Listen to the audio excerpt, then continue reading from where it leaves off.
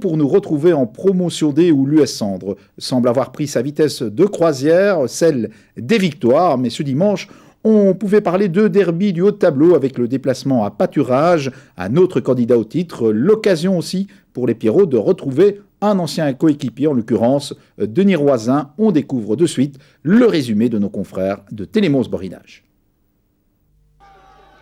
On joue depuis 5 minutes dans cette partie, un coup franc intéressant en faveur de Pâturage. Il y a Khalifa et Garni pour botter cet essai. C'est parti des pieds de Khalifa, ballon dans le mur. Et Nganchea qui récupère. C'est toujours 0-0 dans cette rencontre.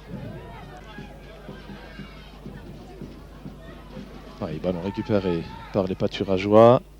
Felice en retrait, Bourka, c'est joliment construit du côté des loups, le centre de Khalifa. Felice maintenant, il devrait tenter sa chance et ballon dans les bras de Nganchea. Voilà donc on en termine avec le premier quart d'heure de cette partie. Enfin, Pâturage se montre dangereux. C'est toujours 0-0. Garni, mauvais contrôle de Garni qui profite à Delaby. Bon ballon maintenant pour Igor Rosier qui pourrait tenter sa chance. Rosier, c'est un buteur, la frappe de Rosier qui passe à quelques centimètres de la cage de Roisin et enfin de quoi se réveiller.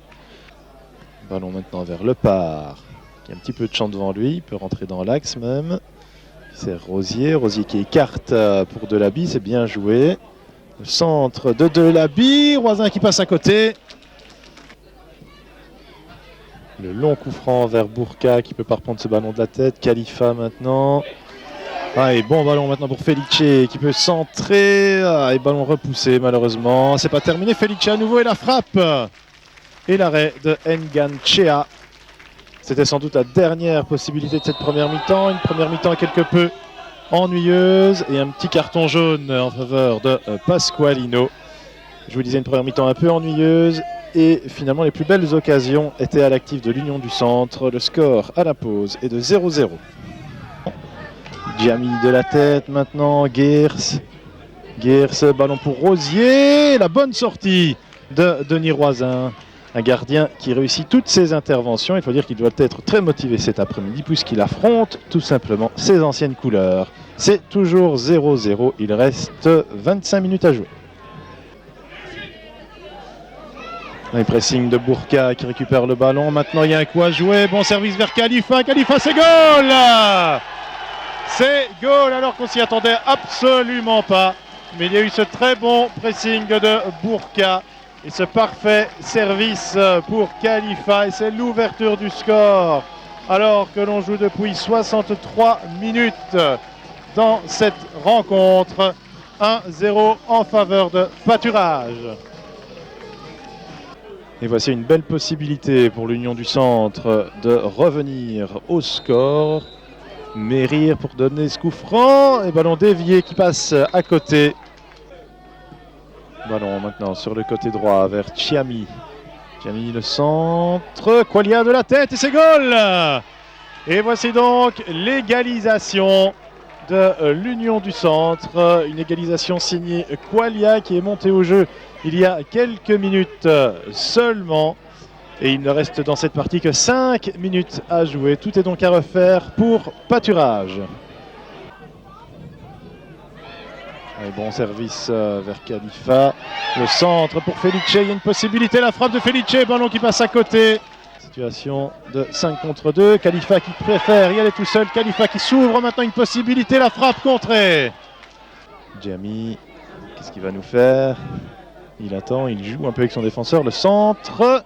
Ballon repoussé, mais c'est peut-être pas terminé avec la récupération de Lepard. La frappe de Lepard. Et c'est goal!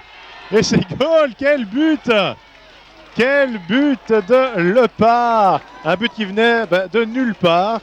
Et Roisin a été complètement surpris par cette frappe lointaine. Incroyable renversement de situation ici au Grand Bouillon. Donc de l'Union du Centre, à l'issue de la partie, il était intéressant de retrouver le coach intérim Dominique Debauque après cette nouvelle victoire qui semble confirmer celui-ci dans son rôle de T1. Ça a été très difficile, on savait que comment le dispositif tactique ici mis en place par Pâturage était très performant et qu'on aurait très difficile de trouver des possibilités de but. C'est ce qui s'est passé toute la première mi-temps. Malgré qu'on ait eu la maîtrise du ballon, on a eu très peu l'occasion de pouvoir s'exprimer devant. Et c'est vrai que quand on a encaissé le but en deuxième mi-temps, j'ai bien pensé qu'on était loin, quoi. On était un peu mou. Mais bon, ça c'est encore de nouveau vérifié le dimanche. J'espère qu'on n'en jouera pas trop souvent des matchs le dimanche parce que ça, un de ces jours, ça ne passera pas. Hein. Marquer 10 minutes, ça suffit. Oui, mais bon, il faut dire aussi c'est que le match avait quand même demandé beaucoup d'efforts physiques pour les deux équipes et que les gens frais sont venus faire la différence, que ce soit d'un côté comme de l'autre. Hein. Donc, c'est vrai qu'on revient sur deux possibilités et bon, c'est le foot. Hein. Ça nous sourit aujourd'hui, peut-être que la semaine prochaine ça ne nous sourira pas. Hein. Enfin, on prend ce qu'on doit apprendre et on les prend. Hein. Alors, en ce qui vous concerne, ça marche plutôt bien. Vous serez toujours à la tête de l'Union du Centre encore quelques semaines. Et je pense que je verrai le Père Noël avec l'équipe première. Hein. Donc, et puis bon, on verra.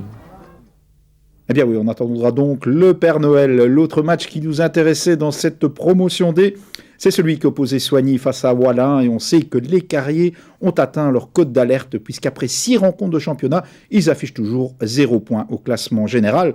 Et en cas de nouvelle défaite, des décisions pourraient être prises par les dirigeants.